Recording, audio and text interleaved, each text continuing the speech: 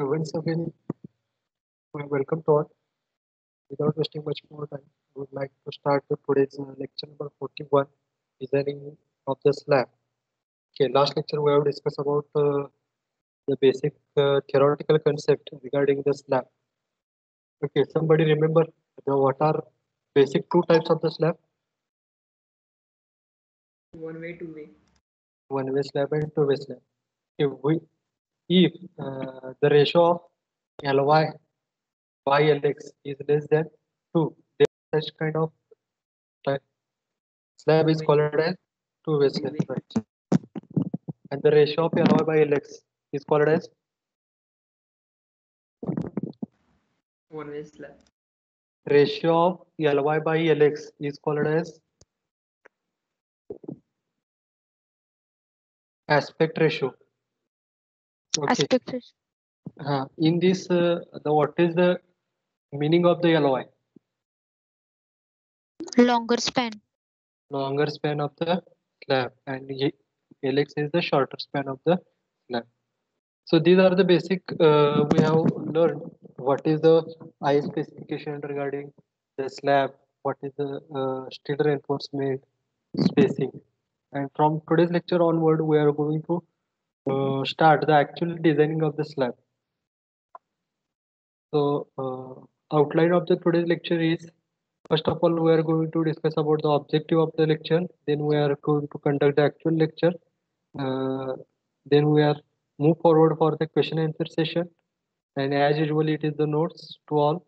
You have to participate in the all activities which are conducted during the lecture, so that your attendance will be considered. So objective of today's lecture is the suggest the relevant corresponding designing parameter of for the given situation. So what is the meaning of the designing parameter?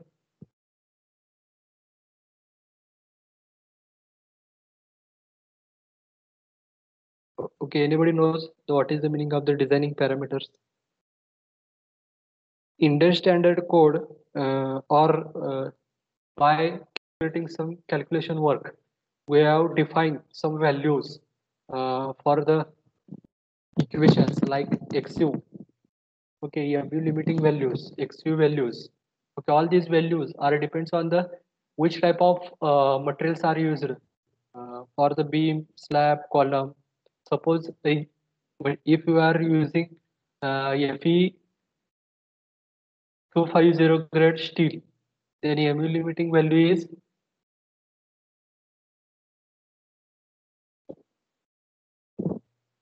nobody remember. Okay, so 0.148. right. So this is the our objective of the today's lecture. First objective to design the parameters for the given situation. Then check for the deflection. Last lecture also we have discussed some criteria for the deflection regarding if suppose slab is supported by the simply support, and there is another one criteria. Uh, okay, deflection is checked by the dividation of the span of the structure to the effective depth of the structure. Okay, we have to check that deflection. Next objective of today's lecture is design the given type of the slab design parameter. Okay, actually we have to design, or actually we have to apply that parameters for calculation designing purpose. So this is the objective of today's lecture. And last, check the development length. Now first we are going to discuss about the slab designing, how to design the slab. As usual, suppose we have to calculating, suppose we have to designing a beam. The first step is so what is the first step when we are going for the designing of the beam or the column? Factored load. Absolutely right. Suppose we have to calculate any type of structure, we have to design any component of the structure. Then first of all we have to find out factored load acting on that particular component, or factored movement. Okay, same procedure we have to follow here. First of all, we have to calculate the loads acting. Then we have to calculate bending moment acting on that component, and then we have to check that dimension are sufficient or not.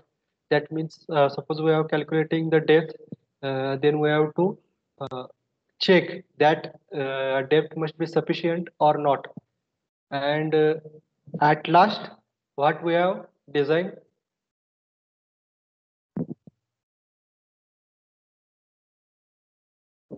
Okay, first we have defining the dimension of the component, and at last we have designing the reinforcement required. Okay, what is the reinforcement required for that particular member? It may be beam, it may be column, it may be slab also. So first step to calculate in the designing of the slab is the find the depth. Okay, to finding the depth, there is a simple formula that is the depth is equal to span divided by 20 into modification factor. When we are going to solving that designing problem, then we will discuss that formula. So first step is the finding the depth. Then we have to calculate the effective span. Okay, last lecture we have discussed the how to calculate the effective span of the uh, slab, effective span of the slab. Okay, it's depend on the support condition. Suppose slab is simply supported, then effective length is there are two criteria. First criteria is clear span plus uh, effective depth. Second criteria is the center to center distance between support, and the effective length is the minimum of the above these two conditions. Suppose we have suppose this is a cantilever support, then effective length is the clear span plus half width. Okay, depending on the support condition, we have to calculate the effective length of the slab. So this is the second step. In third step, we have to calculate the load. In kind while calculating the load, we have to consider three types of the load.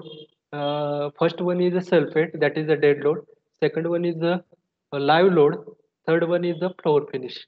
By adding all these loads, we have to calculate the total load, and by multiplying by factor of safety, then we have to calculate factored load.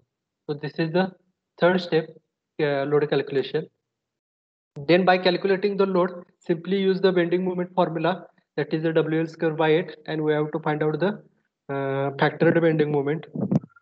So this is the fourth step, and after the finding out the factored bending moment, we have to apply MU limiting value and check the whether this depth is sufficient or not. That is the step number 5. Check for the depth. And at the step number 6, we have to calculate the main steel required. Okay, area of main steel required by simply using the formula AST required is equal to 0.5 FCK upon Fy in bracket 1 minus under root 1 minus 4.6 mu divided by FCK BD square and the whole into B into D. Okay, by using this simple formula, we have to find out the AST required, and then assume the diameter of bar and find out the number of bars required. Sorry, find out the spacing of that steel. Then find out the area of distribution steel. Okay, in last lecture we have discussed about the minimum steel required. By using that conditions, we have to find out the area of steel required, and afterward then assume the diameter of bar of distribution steel and find out the spacing of the distribution steel. And the last step is the draw detailed diagram. Okay, again see step number 1, find out the depth required by using simple formula, that is the span divided by 20 into modification factor. Second one, find out the effective span. Third step is to find out the loads acting on the slab, then find out the factored bending moment. Next step is the check for the depth. After that, we have to calculate the steel required. main steel required. By assuming the diameter of bar, find out the spacing of that steel. Next step is the find out the distribution steel, its spacing also, and the last step is draw detailed diagram. Okay, up to that, anyone has doubt?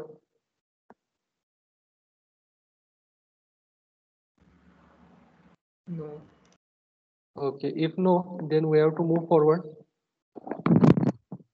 Let's start first problem.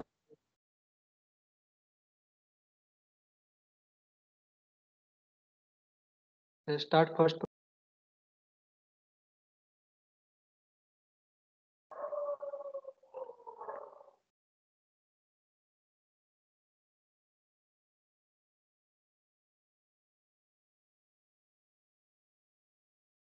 Okay. Okay, is this problem is visible, all of you? Yes. Okay, read problem carefully. A design a simply supported roof slab for a room of 9 meter by 4 meter. Live load is 4 kilonewton per meter square. Floor finish is 1 kilonewton per meter square. Concrete is of M15. Mild steel bar are used for reinforcement. Width of support is 300 mm. So this is very detailed problem that we have to solve here. But according to exam point of view, all this procedure is not necessary. Okay. So first of all, we have to write the given data.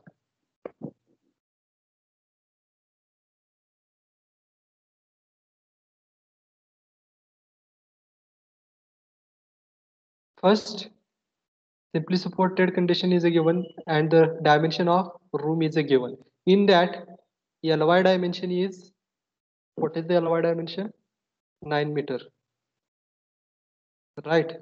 Then LX dimension is meter. Then live load is a given.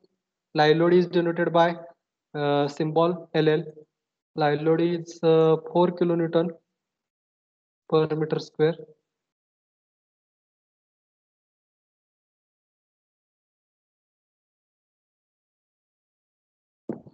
Right? Then floor finish is given. Floor finish is denoted by symbol FF is equal to 1 kilonewton per meter square. Then concrete is a given FCK, right? FCK is 15 kilonewton per meter square.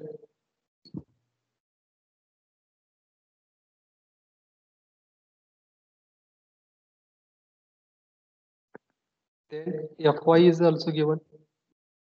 Fy is mild steel means 250 kilonewton per meter square.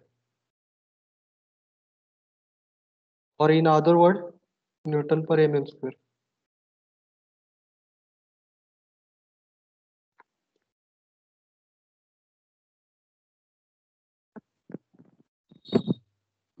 Right? Okay, up to this point, any doubt? No. Okay. Then first step is the to find out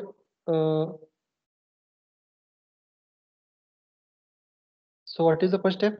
Find out the depth. Okay, just wait. Find out the depth. Step one. Depth. Depth is find out by using simple formula D is equal to divided by 20 into modification factor.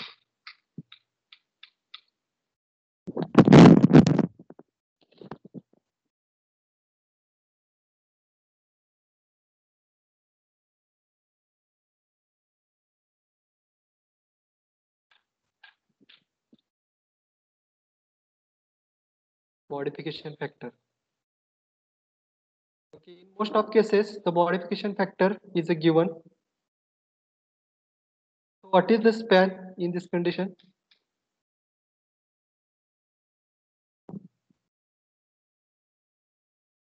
What is the span?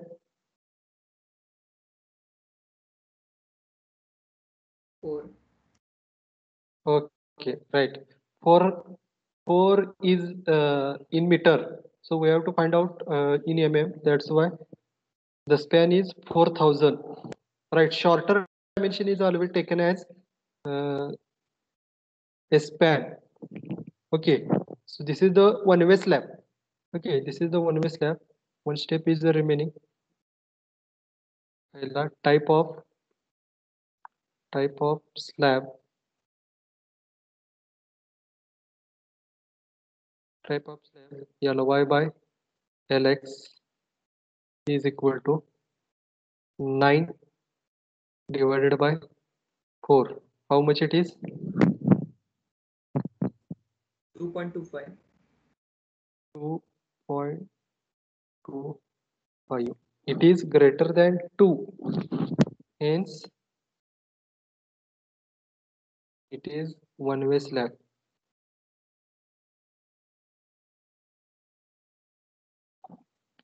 Okay, in case of Sir, one-way. sir, width of support is given. Okay, width of support is a given. So we have to use that width of support while calculating the effective length. Okay, here we have to use the clear span, not consider the width of support.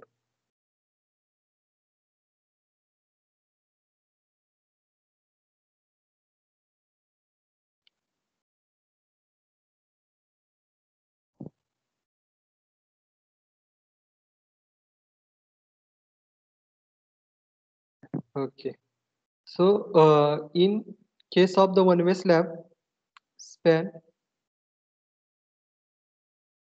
n is equal to shorter length.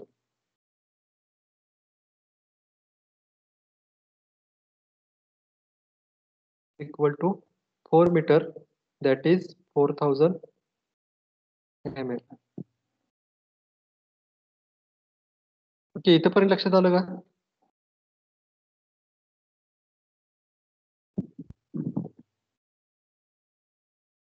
ठीक आहे. आता modification factor, हा okay, modification factor जो आहे तो बऱ्यापैकी प्रॉब्लेमला दिलेला असतोय. ठीक आहे, पण in some cases it is not given, so we have to calculate the modification factor. To calculate the modification factor, we have to take the help of Indian Standard Code, that is the IS 456/2000. Okay, in Indian Standard Code, a table is given. Okay. So, are you able to see this table diagram? Yes, sir. Yes, sir. Okay. In y direction, here is a modification factor is a given. In y direction, modification factor is a given, and is in x direction, percentage of tension reinforcement, that is the AST, area of steel in tension, is given. Okay, and a curves are drawn in that graph. Okay, that curves are indicate the grade of steel, that is the FS. Okay, here is a note is given. Okay, FS is the steel stress in service load in Newton per mm square. So here we are using Fe 250 grade steel. That is okay, it is nearer to the 240. So we have to follow this curve. Okay, and regarding the percentage of steel, okay, here we are going to assume the percentage of steel. Okay, it is not mandatory, but to find out the modification factor, we have to assume the percentage of steel. Okay, according to clauses, the percentage of steel is minimum. Okay, what is the minimum percentage of steel? 0.50%. Okay, here we are going to assume 0.9% steel. आता हे modification factor हा बऱ्यापैकी पेपरला दिलेला असतोय. जर दिला नसेल तर हे तुम्हाला स्टील ऍज्युम करायचं आहे, लक्षात घ्या. ही स्क्रीन बहुतेक दिसत नसेल तुम्हाला, एकच minute.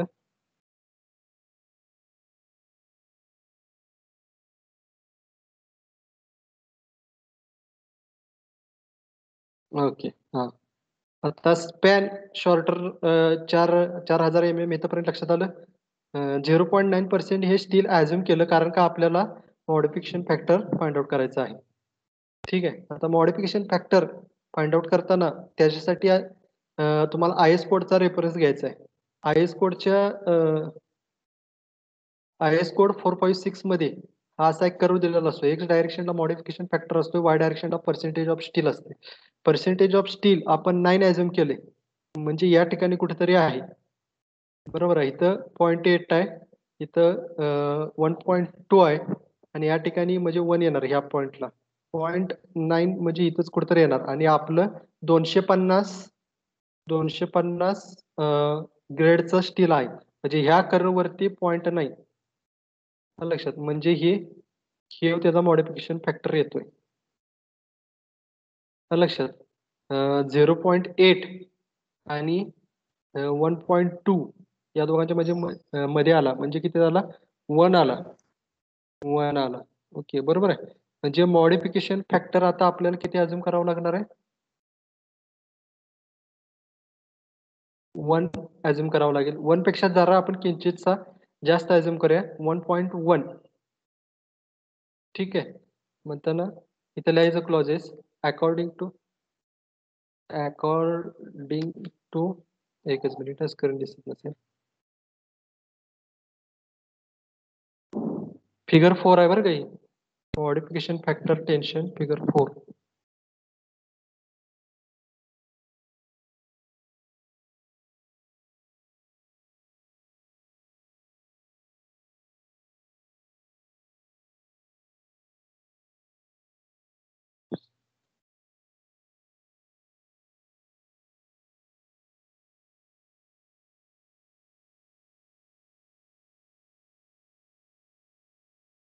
According to IS 456/2000 figure number 4,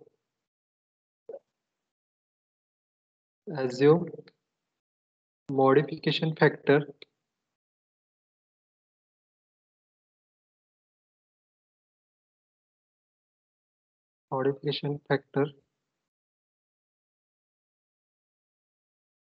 is equal to 1.1.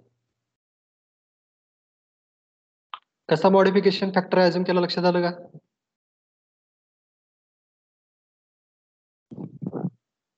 Yes. Okay, हा सर त्याच्या जागी जर आपण 1.2 डायरेक्ट घेतला तर मग हा अज्युम करताना पण सांगितलं त्याची रेंज आहे 0.8 ते 1.2 या दोघांच्या मध्येच तुम्हाला अज्युम करायचं आहे. लक्षात, आता तुम्हाला फिगर मध्ये दाखवलं, किती पण अज्युम करून चालत नाही. म्हणजे 1.5 जर अज्युम केला असेल तर तो चुकला. आलं लक्षात, त्या रेंज मध्ये अज्युम करायचंय. 1.2 डायरेक्टली तुम्ही अज्युम केला तरी सुद्धा चालतंय, पण त्याला रेफरन्स घेताना हा रेफरन्स आला पाहिजे. आलं लक्षात. Okay sir. हा बऱ्यापैकी पेपरला दिलेला असतो मॉडिफिकेशन फॅक्टर. म्हणजे आतापर्यंत मी जेवढे पेपर बघितले त्यात एकाही पेपरला असं झालेलं नाही की मॉडिफिकेशन फॅक्टर दिलेलं नाही. ठीक आहे, फक्त हे तुम्हाला माहिती असावं म्हणून हा प्रॉब्लेम घेतलाय. मॉडिफिकेशन फॅक्टर आपण 1.1 अज्युम केला. मग आता डेप्थ किती झाली सांगा?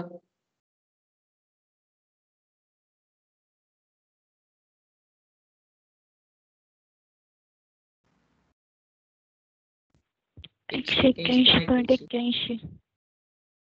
181.81.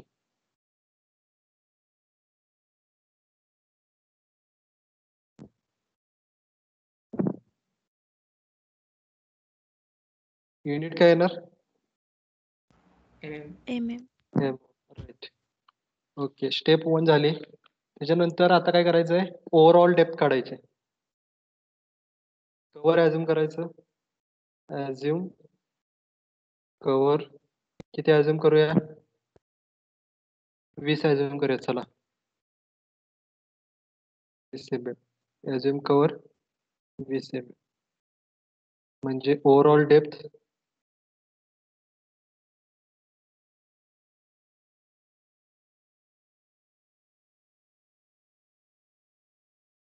किती झाली, 181.81 प्लस 20 किती झालं, 201.81. 1.81. हा, आता एवढीच घ्यायची का, राऊंड फिगर. राऊंड फिगर करायची. करूया 210 करतो मी राऊंड अप. 205 केला तरी जरा चालतंय. 210 ला राऊंड अप करतो, नाहीतर 205च करतो. ठीक आहे, घ्या 205 mm. हा, आता काय काय पुस्तकामध्ये ह्याच्यामध्ये बार ची हाफ विड्थ पण ऍड केलेली आहे. आलं लक्षात. म्हणजे हे काय करतात, 1 डेप्थ फॉर्म्युला सांगतो. ओव्हरऑल डेप्थ म्हणजे काय, depth provided plus cover plus diameter of बार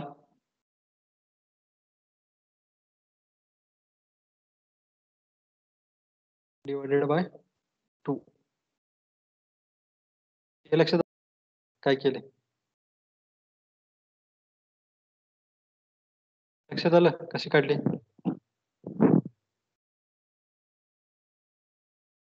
नाही, एकच मिनिट जरा. आता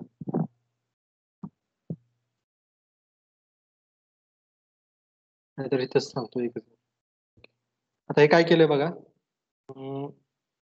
तिथं डायग्राम काढून सांगतो. हा स्लॅब आहे असं कन्सिडर करा, एवढा मोठा स्लॅब. ठीक आहे, ह्याच्यामध्ये आपण इथं बार प्रोव्हाइड करणार, बरोबर आहे का. इथून इथपर्यंत क्लिअर अंतर आहे, म्हणजे ह्या टॉप पासून या बारच्या सेंटर पर्यंत येतोय ना आपण. टॉप पासून बारच्या सेंटर पर्यंत हे जे अंतर आहे ते आपण इफेक्टिव्ह डेप्थ पकडतोय,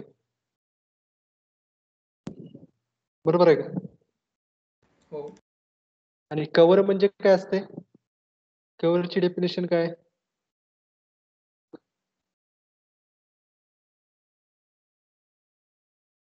कोण सांगू शकता कव्हरची डेफिनेशन काय.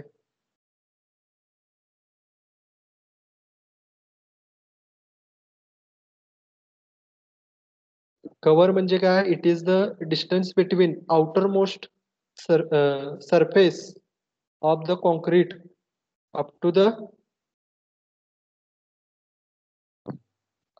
कुठेपर्यंत, Nearest surface of हा, रेनफोर्समेंटच्या सरफेस पर्यंत.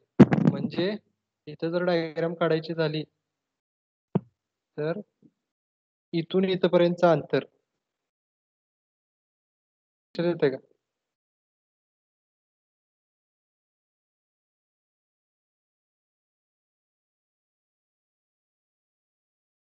हे अंतर लक्षात, इथून इथपर्यंत अंतर. पण हे सेंटरचं अंतर अजून शिल्लक राहते ना, लक्षात आलं का. हे अंतर अजून शिल्लक राहिले. मग हे काय शिल्लक राहिले, तर हाफ ऑफ द बार, बारच्या अर्ध शिल्लक राहिले. लक्षात येते का. म्हणताना overall 81 plus half of the bar. लक्षात आलं का हे. हो सर. ओके, हा. आता 12 mm चा बार आपण ऍझ्युम करणार आहे. म्हणजे ज्यावेळेला आपण रेनफोर्समेंट काढत त्यावेळेला 12 mm चाच बार ऍझ्युम करायचा. मग त्याच्यानुसार इथं 12/2 करायचं. लक्षात आलं का.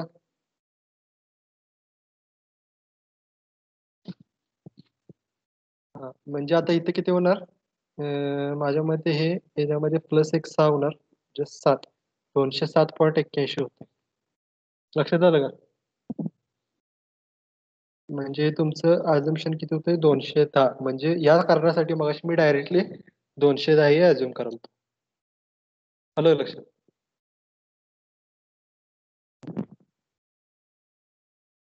समजलं का इथपर्यंत डेप्थ कॅल्क्युलेशन?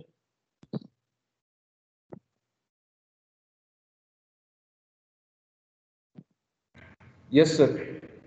ओके, Yes, पुढे sir. बघा मग आता नेक्स्ट स्टेप डेप्थ कॅल्क्युलेशन झालेली आहे आपली. हा, आता काय करायचं आहे, डेप्थ अवेलेबल काढायचे. डेप्थ अवेलेबल काय, डेप्थ अवेलेबल नाही काढली तर चालतंय, सोडा काही विषय नाही, ठेव. ओके, आता नेक्स्ट काय स्टेप होती, स्टेप नंबर 2. Effective span. हा, इफेक्टिव्ह स्पॅन काढायचं होतं, बरोबर. Step 2.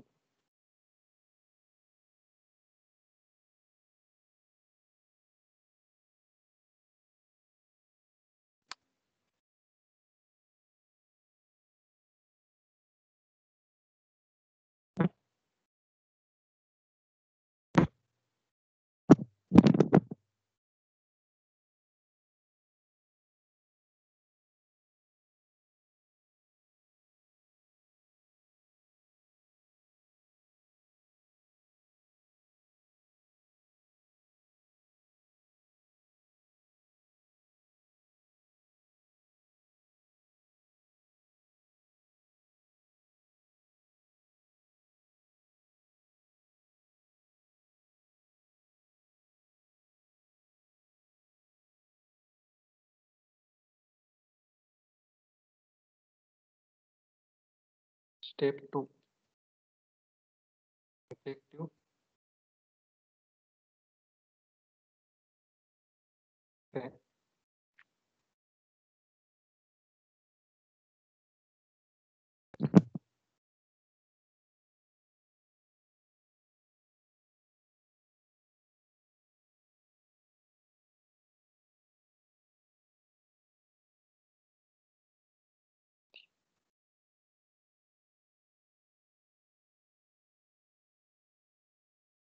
Effective span simply supported आहे म्हटल्यावर इफेक्टिव्ह स्पॅन किती होणार, एल इज इक्वल टू काय होणार, clear span plus effective depth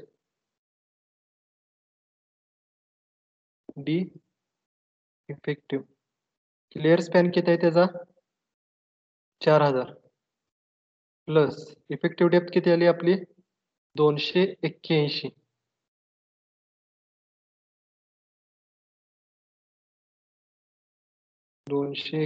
हा बरोबर आहे, इथं 281 घेऊन चालणार नाही, हे घ्यायला लागणार 190 घ्यायला लागणार. का सांगा, 190 काय येणार सांगा?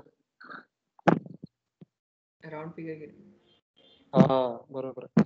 इथं जे ओव्हरऑल हे केलं का नाही,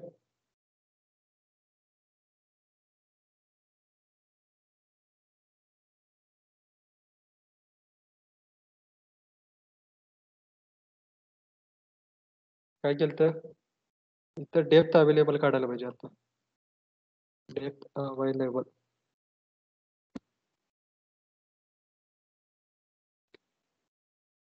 डेप्थ अवेलेबल किती येणार 210 म्हणजे डी ओव्हरऑल डेप्थ मायनस वर minus bar diameter divided by 2.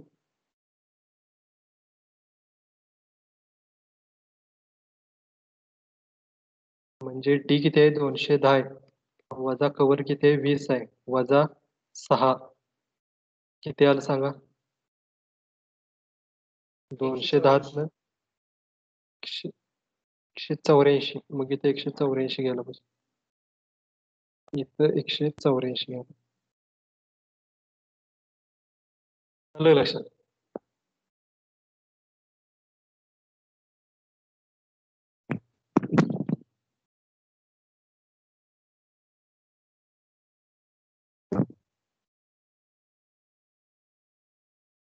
किती आलं उत्तर?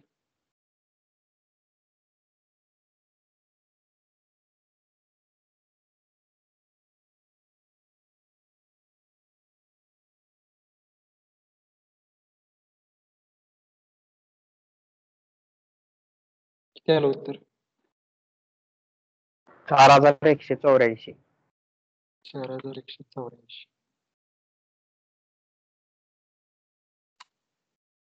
पहिला क्रायटेरिया झाला. दुसरा क्रायटेरिया काय? LE is equal to centre to centre distance between support किती आहे? 4000 प्लस 300 तर 300. LE is minimum of above.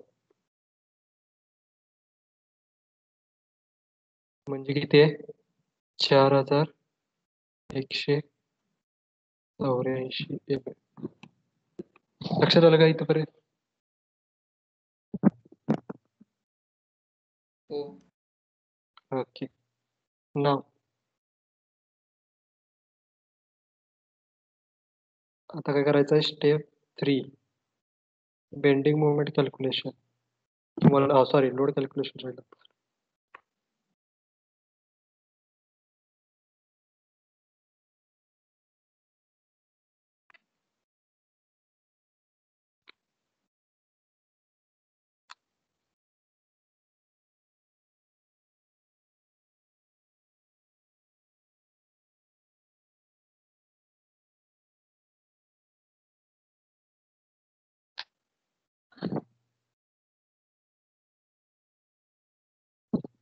Load calculation पहिल्यांदा काय काढायचं? डेड लोड काढायचं. तुम्हाला मागच्या लेक्चरला सांगितलं काय आहे formula? Volume into density. Volume काढताना काय करायचं? पहिल्यांदा length into breadth into height. Length आपण त्याची 1 मीटर आहे असं कन्सिडर करूया. विड्थ पण त्याची 1 मीटर आहे असं कन्सिडर करूया.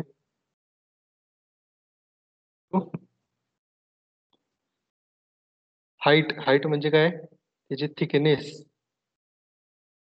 किती आहे? 0.184. सॉरी ओव्हरऑल डेप्थ केलं पाहिजे ना, म्हणजे 210 इंटू डेन्सिटी किती आहे कॉन्क्रीटची? 25. किती आलं बघा? परत सांगा की. हा डेड लोड काढताना काय करतोय आपण formula? Load is equal to density volume into density. Volume into density. कोणत्याही मटेरियलची व्हॉल्यूम इंटू डेन्सिटी करायचं आहे. बरोबर आहे? हे तर लक्षात आलं का? हो.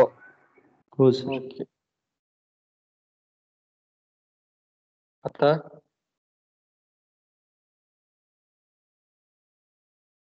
कोणत्याही गोष्टीची व्हॅल्यूम इंटू डेन्सिटी. आता व्हॅल्यूम काढायचं आहे. व्हॅल्यूम म्हणजे काय असणार आहे? Length into breadth into height. बरोबर आहे? हे व्हॅल्यूमचा हा तर फॉर्म्युला बरोबर आहे का?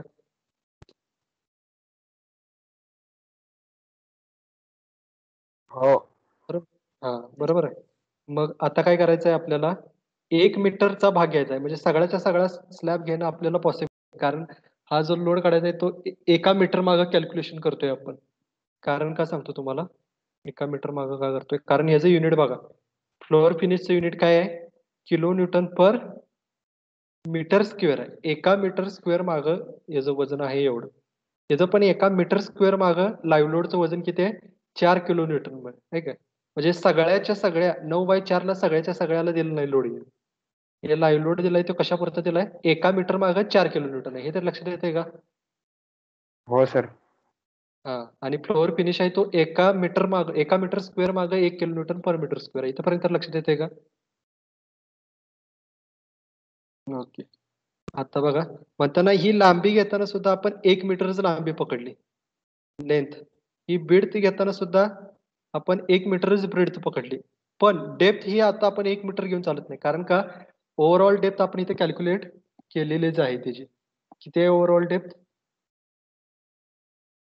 210 इथे कॅल्क्युलेट केली आपण. बरोबर आहे का?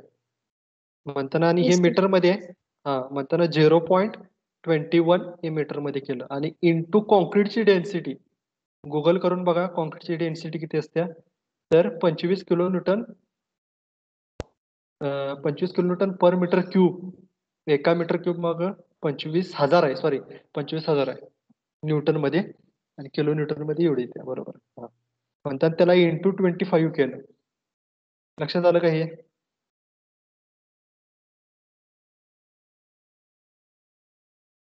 Yes sir. ओके. मग याचं उत्तर किती येणार आता? 5.25. 5.25. समजत नसलं तर विचारा बरं का. पहिला प्रॉब्लेम आहे, आपण शिस्तात घेऊया, काय अडचण नाही. मग याचं युनिट काय येणार सांगा आता मग.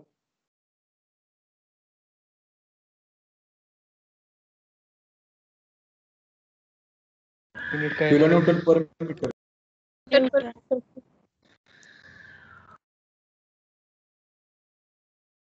Kilo newton per metre. बरोबर आहे का? पर मीटर येणार का नुसतं किलो न्यूटन येणार? नुसतं किलो न्यूटन. हा, नुसतं किलो न्यूटन येणार आहे. बरोबर आहे का? पण हे नुसतं किलो न्यूटन घेऊन चालणार नाही. आपल्याला किलो न्यूटन पर मीटर पाहिजे युनिट. का ते सुद्धा सांगतो. किलो न्यूटन पर मीटर का पाहिजे ते तुम्हाला पुढच्या स्टेपला सांगतो. त्यासाठी ही फक्त ब्रीड ह्यातली 1 मीटर घेतले का नाही ते कॅन्सल करूया आपण. का किलो न्यूटन पर मीटर पाहिजे म्हणताना हे 1 मीटर सुद्धा आपण कॅन्सल करू. एका मीटर मागं हे तुम्हाला पुढच्या स्टेपला सांगतो. ठीक आहे. किलो न्यूटन पर मीटर का पाहिजे. हा, आता डेड लोड झाला. लाईव्ह लोड दिलेला आहे. लाईव्ह लोड किती आहे? 4 kilo newton per metre square. Live load किती आहे? बरोबर आहे, 4 किलो न्यूटन. आता या किलो न्यूटन पर मीटर स्क्वेअरचा मला किलो न्यूटन मीटर करायचं आहे. काय करणार?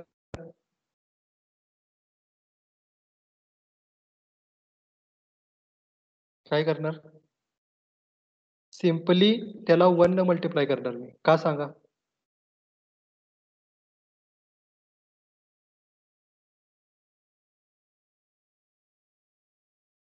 का सांगा 1 न का मल्टिप्लाय करणार?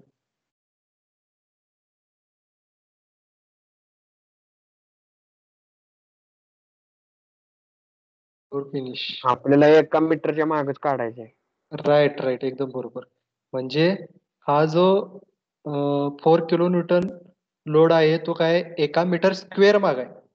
1 मीटर स्क्वेअर म्हणजे लांबी गुणिले रुंदी असं जर घेतला तुम्ही म्हणजे 1 मीटर स्क्वेअर जर मी पसरलं असं 1 मीटरचा स्क्वेअर काढला तर त्याचं वजन किती होणार आहे? 4 kilo newton per metre square होणार आहे. एका मीटर मागे किती होणार? तर त्याच्यातलं एक डायमेन्शन मला काढून टाकायचं आहे. म्हणजे मीटर स्क्वेअरला जर मी मीटरनच डायमेन्शनच मल्टिप्लाय केलं तर त्याचं उत्तर काय होणार आहे? मीटर मध्ये होणार आहे. म्हणजे याचं उत्तर काय आहे? पुढच्या स्टेप मध्ये सांगतो. ठीक आहे. इक्वेशन इन्सर्ट केलं. हे माझं युनिट काय आहे? किलो न्यूटन आहे. Kilo newton per metre square आहे. बरोबर आहे. आणि ह्याला इंटू जर मीटरनं मी मल्टिप्लाय केलं ह्या मीटर स्क्वेअर मधलं लक्षात येते का? ह्या मीटरला मल्टिप्लाय केलं तर काय शिल्लक राहणार आहे? ह्या 2 मीटर मधला 1 मीटर निघून जाणार आणि फक्त एकच मीटर शिल्लक राहणार. लक्षात आलं का? आता त्याला 1 मीटरनं मी मल्टिप्लाय केलं तर उत्तर हे माझं आलं किलो न्यूटन. आलं लक्षात? आलं. जाऊ दे. Yes sir. Okay. Floor finish. मग आता फ्लोअर फिनिश दिलाय आपल्याला 1 kilo newton per metre square. Same ह्या पद्धतीनं मला त्याचं काय करायचं आहे? Kilo newton per metre square मध्ये कन्वर्ट करायचं. काय करणार? सिम्पली 1 न मल्टिप्लाय करणार. म्हणजे काय झालं? 1 किलो न्यूटन पर मीटर. लक्षात आलं का इथंपर्यंत?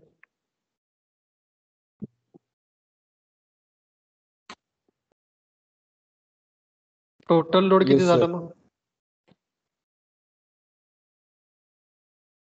टोटल लोड किती झाला? 5 आणि 4 9 10. 10.25 झाला का? का 9.25 झाला?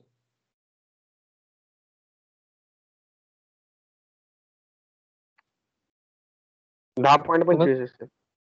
बरोबर आहे ना? ओके. आता हे पर मीटर मध्ये काय घेतलं ते तुम्हाला आता पुढच्या स्टेपला सांगतो. मगाशी जे आपलं राहिलेलं स्टेप नंबर सॉरी हे टोटल लोड झाला. आता ह्या टोटल लोडला काय करायचंय? फॅक्टर्ड लोड करायचंय.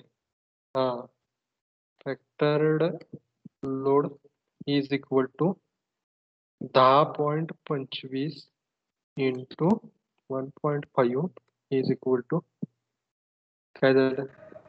15.37.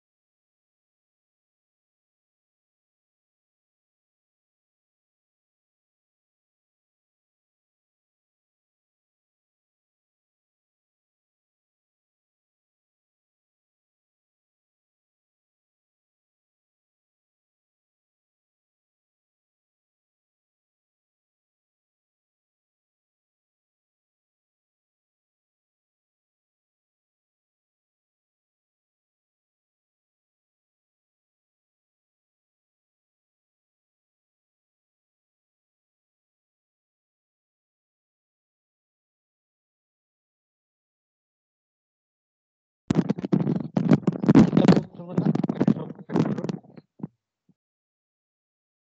15.375. Kilo newton per metre. Right. हा. Step number 4. सर तिथं kilo newton per metre square येणार ना? काय म्हणला? स्क्वेअर नाही, फॅक्टर लोड स्क्वेअर येत नाही, तेच सांगितलं मी तुम्हाला. हो का? डेन्सिटीचं युनिट काय असते?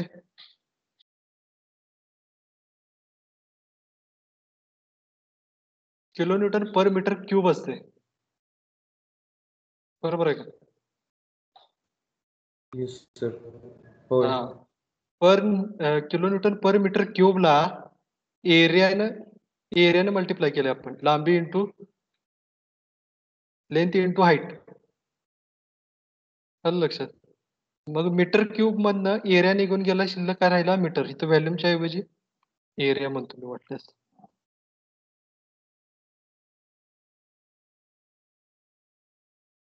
ठीक आहे? आलं लक्षात? Yes sir. आता इथं व्हॅल्यूम काय घेतला नाही, किलो न्यूटन पर मीटर का ठेवलं ते आता तुमच्या लक्षात येईल. बेंडिंग मुवमेंटचा आपल्याकडे एक फॉर्म्युला आहे मुवमेंट कॅल्क्युलेशनचा. आठवतोय का? WL² तो कशाचा फॉर्म्युला आहे? UDL असते त्यावेळेचा फॉर्म्युला आहे. बरोबर आहे का? होय. मग ते UDL आहे म्हणजेच काय? किलो न्यूटन पर मीटर मध्ये आहे. जर हे किलो न्यूटन मध्ये घेतलं असतं तर तो पॉइंट लोड झाला असता. लक्षात. म्हणताना ते आपल्याला हे फॉर्म्युला वापरता यावा. D into LE square divided by 8. त्या फॉर्म्युल्यासाठी आपण ते किलो न्यूटन मीटर मध्ये ठेवले. लक्षात आलं का? Yes sir. व्हॅल्यू पुट करा 15.375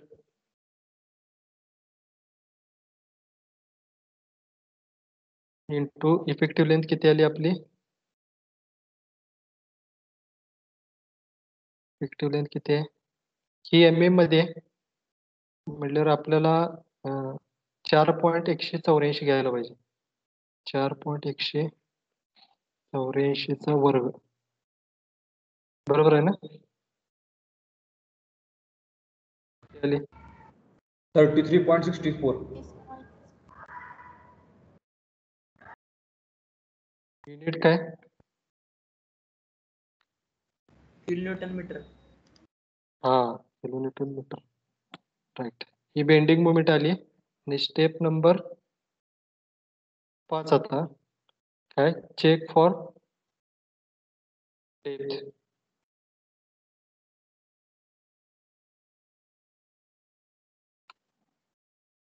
कसा घेणार? MU limiting is equal MU two is equal to MU limiting. हा बरोबर. किती आहे ग्रेड किती आहे? 250 आहे. 250 आहे म्हटल्यावर किती झालं? 0.148. 0.148. FCK BD square. इथनं पुढचं आता तुम्हाला माहिती आहे कसं करायचं. डेप्थ काढा. D इज इक्वल टू काय येणार? Square root of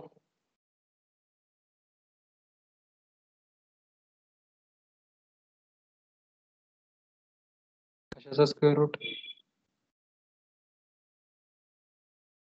MU limiting 33.64 into किती येणार? 10⁶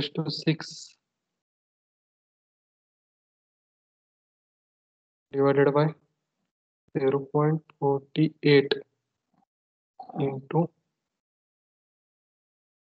ग्रेड ऑफ कॉन्क्रीट किती आहे? 15 इंटू बी किती आहे? 1000.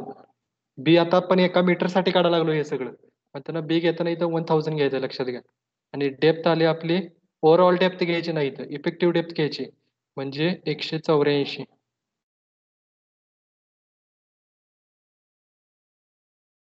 किती आलं बघा?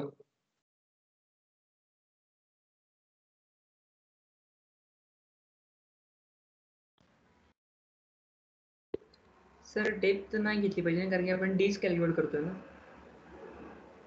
हा बरोबर.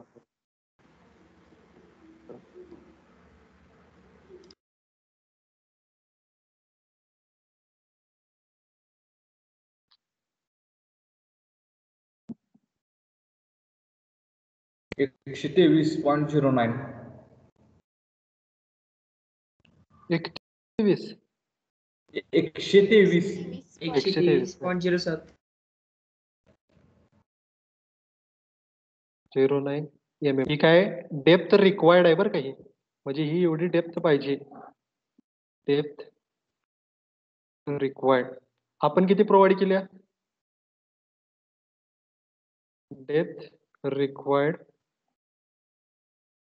123.09 डेप्थ रिक्वायर्ड आहे. ही काय आहे? लेस दॅन ही प्रोव्हाइडेड. आपण किती प्रोव्हाइड केलाय? 184. हे सेफ आहे का अनसेफ आहे सांगा?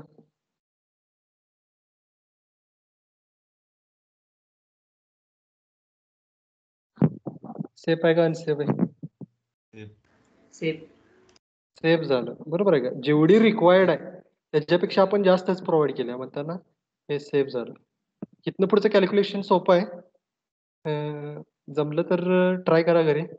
आपण इथं थांबतो. इथंपर्यंत काय शंका आहे का कोणाला?